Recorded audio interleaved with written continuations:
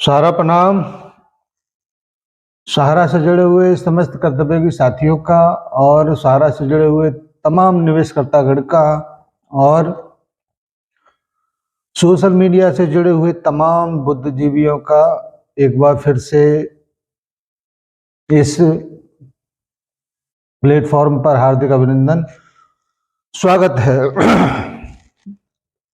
साथियों, बहुत आसान है आलोचना करना और बहुत ही मुश्किल काम है एक समूह को उत्साह के साथ, हिम्मत के साथ, धैर्य को बनाते हुए एक बहुत कठिन यात्रा पर वहां तक लेके जाना जहां पर उसका समापन होने वाला है। सहारा इंडिया परिवार की तमाम कोशिशें शुरुआत से बहुत ही शानदार रहा है, लेकिन अपेक्षित परिणाम नहीं मिला। ये मुकद्दर की बात हो सकता है या ऊपर वाले का कुछ और अच्छा लिखा हुआ हो, ये बात हो सकता है। साथियों, एक बार फिर से मैं ये जरूर कहना चाहूँगा कि सहारा इंडिया है तभी हम और आप हैं।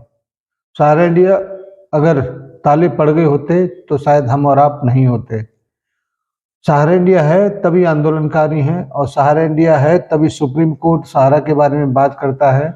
सहारा इंडिया है तभी तमाम राजनेता अपने अपने मंचों से एक एक पाई के भुगतान को करने की बात करते हैं। केवल और केवल सहारा इंडिया है तभी सहारा रिफंड पोर्टल है, अन्यथा इस देश में करोड़ों लोगों का पैसा लाखों हजारों कंपनियों में आज भी फंसा हुआ है, लेकिन कोई भी रिफंड पोर्टल उन कंपनियों के नाम से आज तक बना ही नहीं। सहारा इंडिया है तभी सहारा रिफंड पोर्टल पर जो भी हो भुगतान की प्रक्रिया आज भी चालू है। भले ही वहाँ पर डिफिशियंसियों का अंबार लगा हो, भले ही छुटमुट पेमेंट वहाँ से जारी किए हों, लेकिन सहारा इंडिया है तभी सहारा रिफंड पोर्टल है और सहारा सेबी का जॉइंट अकाउंट है।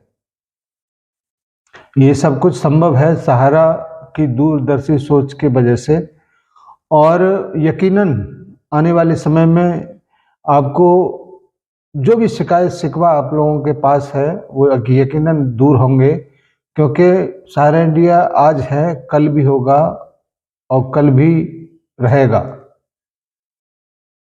और ये बात मैं इस वजह से और कहता हूँ कि पूर्ण विश्वास, आस्था सहारा इंडिया परिवार के मैनेजमेंट पर है, और उस मैनेजमेंट पर है जो पिछले 48 वर्षों से संस्था को एक छोटे से पौधे से बट वृक्ष बना दिया, और आज वो बट वृक्ष तमाम आंधी तूफानों को सहते हुए पूरी मजबूती के साथ खड़ा है। सहारा इंडिया है तभी आप सोशल मीडिया पर उसके विरोध में कुछ लिखने के लायक हो। सहारा इंडिया है तभी आप हमारी भी आलोचना कर सकते हो। अगर ये नहीं होता तो ना हम होते, ना आलोचना करने वाले होते। तो आप लोगों से मेरा यही आग्रह है कि बहुत मुश्किल है लोगों को सांत्वना देना, हिम्मत देना, धैर्य बनाना, और बहुत आसान है आलोचना करना। आज परिस्थितियां पिछले कई वर्षों से विकराल हैं, लेकिन आपको ये जानकर बड़ा आश्चर्य होगा, उसके बावजूद हम इतने वर्षों से अपने कार्यकर्ताओं को धैर्य, हिम्मत बनाते हुए उस मुकाम पर लेके आ गए हैं जो परिणाम का गेट खोलने वाला है, परिणाम का दरवाजा खोलने वाला है। और ज़्यादा दूर नहीं, 2 अप्रैल को अंतिम सुनवाई हो सकता है, लेकिन ज़्यादा से ज़्यादा 1-2 सुनवाई और होगा। हम लोग बिल्कुल समापन की तरफ बढ़ गए हैं और रिजल्ट आपके सामने बिल्कुल आने ही वाला है। इसलिए किसी भी हालत में कोई भी कार्यकर्ता अपने ईमान, अपने धैर्य, हिम्मत और साहस को न खोए, क्योंकि आने वाले समय में बहुत सारी बातें ऐसी जो आप सुनना चाहते हैं वो निश्चित रूप से आपके पेपर के माध्यम से हो या मीटिंग्स के माध्यम से हो या सोशल मीडिया के माध्यम से हो, आपके बीच में जरूर आएंगे। दोस्तों, कभी कभी परिस्थितियां इस प्रकार से भी हो जाती हैं कि हम चाहकर भी कुछ नहीं कर पाते, और इसका एक बहुत ही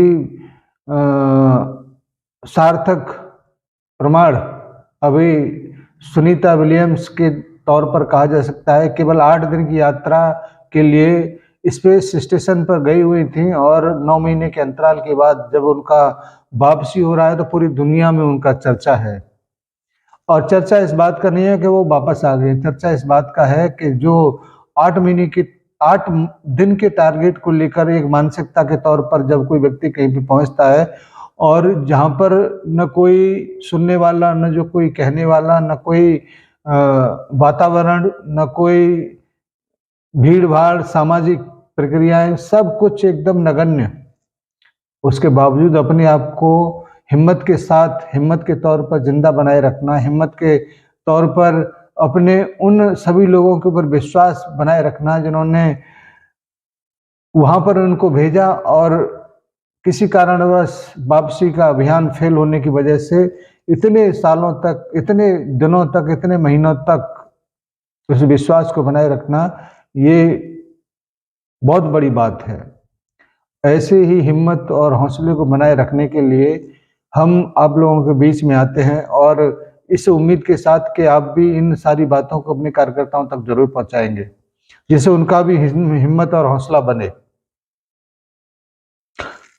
आज 20 मार्च हो गया, इस माह में मात्र 11 दिन बचे हैं और जैसे ही 1 अप्रैल शुरू होगा, नेक्स्ट अगले दिन बहुत ही महत्वपूर्ण सुनवाई शुरू होगी, जिसमें आज तक की स्थिति में बहुत सारे AI लगे हुए हैं, बहुत सारे नए एफिडेविट लगे हुए हैं, बहुत सारे नए आवेदन लगे हुए हैं और सुनवाई उस जिस दिन होगी वो बहुत धमाकेदार होनी चाहिए, बहुत ही सक्सेसफुल होनी चाहिए, इस बात की पूरी उम्मीद किया जा रहा है। और हम ये उम्मीद तो कर ही रहे हैं, लेकिन हमसे भी ज़्यादा गंभीर उम्मीद सहारा का प्रबंधन कर रहा है, सहारा का जमाकर्ता कर रहा है, सहारा का कार्यकर्ता कर रहा है और करना भी चाहिए, क्योंकि माननीय सुप्रीम कोर्ट ने एक उम्मीदों भरी जो पहल किया है वो काबिले तारीफ है और वो परिणाम की ओर अग्रसर होता हुआ दिखाई भी दे रहा है।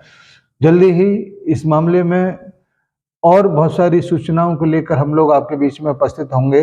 मेरा आपसे आग्रह है कि ऐसे छोटे थोड़े टाइम के लिए जो हम लोग आते हैं वो माइलस्टोन के तौर पर आप लोग देखते हैं कि अब मंजिल कितनी दूर और खड़ा है। यही यथार्थ का वास्तविक प्रयास है। हम किसी भी आलोचना में विश्वास नहीं करते, आशा और विश्वास में विश्वास करते हैं। हिम्मत को बनाए रखने के लिए जितने भी कार्यकर्ता साथी इस वक्त सोशल मीडिया पर लगे हुए हैं उनका भी मैं आभार प्रकट करना चाहूँगा। साथ ही साथ जो गुपचुप तरीके से पोर्टल के ऊपर बहुत सारी मेहनतें कर रहे हैं उनका भी आभार प्रकट करना चाहेंगे और आने वाले समय में जब भी ये परिस्थितियाँ ठीक होंगी उनके नाम का उल्लेख जरूर किया जाएगा। धन्यवाद आज की इस छोटी सी वीडियो के लिए। उम्मीद करते हैं कि आप अन्य कार्यकर्ताओं तक इस वीडियो को जरूर पहुंचाएंगे। सभी साथियों को बेहद सम्मान के साथ सादर सहारा प्रणाम और सभी निवेशक साथियों को बहुत बहुत आभार और सादर नमस्कार। जय हिंद, सादर सहारा प्रणाम।